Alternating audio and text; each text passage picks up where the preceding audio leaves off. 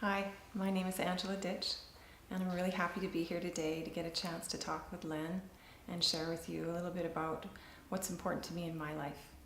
I currently am an author, and I'm writing a book series called Body Ascension.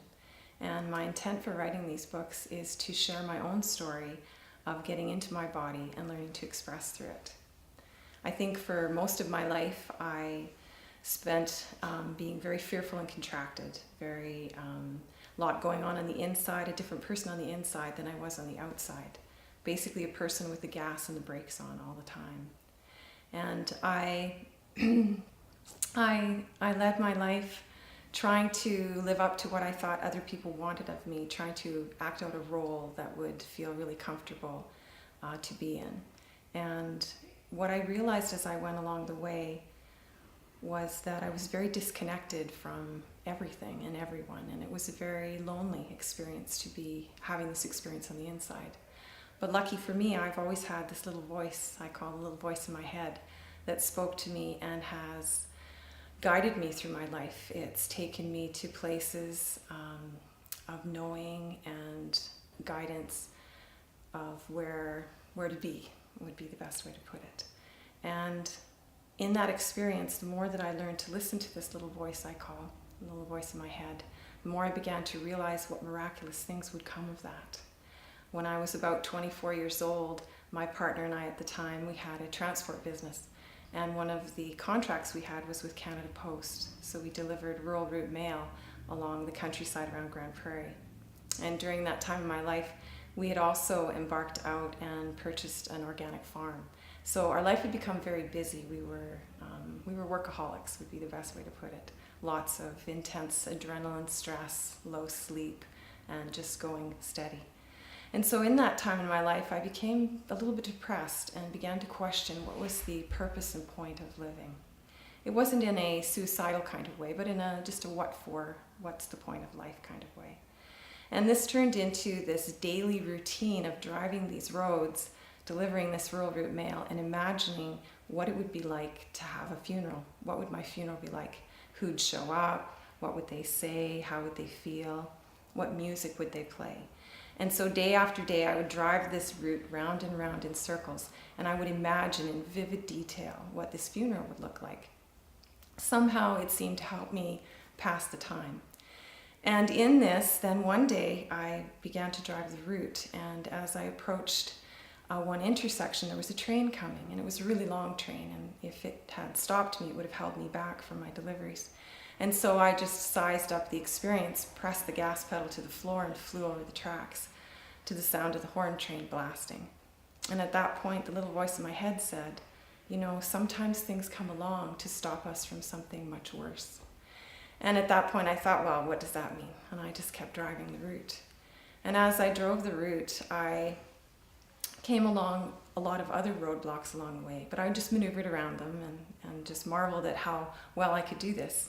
Until finally I came to this one mailbox, and the little voice in my head said, decide, do you want to live or do you want to die? And somehow this just penetrated right down to the core of me, and I could see how ridiculous the whole exercise was of this fantasy day after day after day of visualizing this funeral. And so I knew in my heart and soul that I had things to do and a life to live and things to share. And so I immediately started to just disregard everything that I had done. And I began to pack the truck up, which was an unusual behavior for me, but the instruction and the impulse was to continue to pack the truck up and almost like battening down the hatches before a storm. And pretty soon my deliveries had taken me out onto the main highway. And I pulled up to this one box on the side of the road on the right-hand side. And again, the little voice said to me as I was ready to pull out, you know, you could just wait. And I thought, what? That doesn't make sense. So I drove out, pulled out onto the highway, and my next delivery was on the left-hand side of the road, so I needed to make a turn. In front of me, there was two lanes coming toward me, and in one lane was an old blue antique car, and in the other lane was a semi. And then behind me was an old-style red Ford Bronco coming up behind me. And so I got myself positioned in the center line, ready to make that left-hand turn. Everything was completely timed and perfect. And I noticed that the Bronco wasn't moving to go around me. But that was okay, I would make it.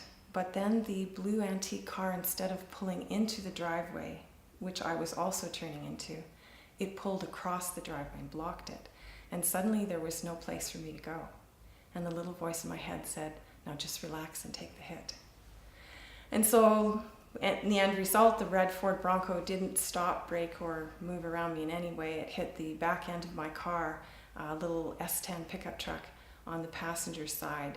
It went right under the vehicle, flipping my vehicle 360 degrees in the air this way and 180 degrees over onto its roof. I didn't have a seatbelt on, but I had my left hand on the steering wheel, and as the impact hit, I bent the steering wheel over 45 degrees, broke the seat, and flew through the back window.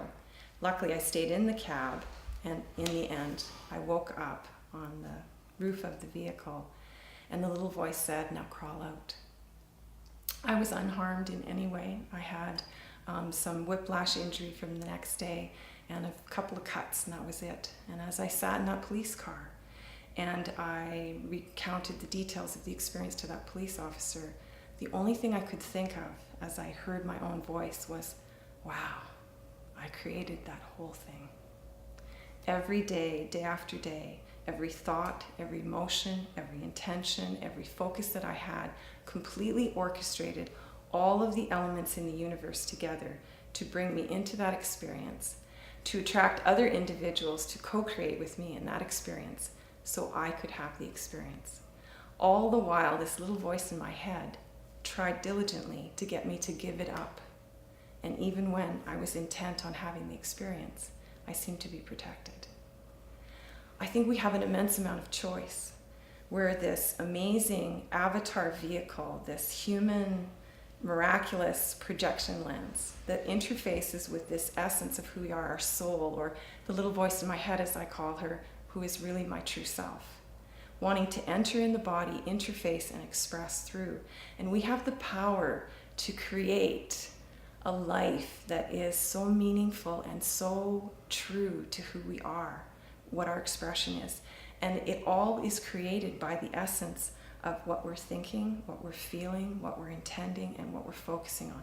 All of that energy comes together, shoots through this amazing holographic lens out into this infinite void of potential, gathers up all the elements, the earth, the water, the fire, and the air, assembles them together in these beautiful blueprints that get created in our life. So if there's anything that we can do, is to take that beautiful personal responsibility for knowing that what we are on the inside is what we're creating on the outside. And it's really this wonderful, amazing opportunity to let that true self express. Because when you think about it, there's only one of us in the whole universe. There's only one me, there's only one you, and our only job is to be our truest, most authentic self. And sometimes that doesn't feel comfortable. Sometimes the mind is so concerned about fitting in or being right or being liked or loved. I mean, our ultimate goal as humans is that connection. You know, we long to belong to each other. We long for that illusion of separation to be quashed.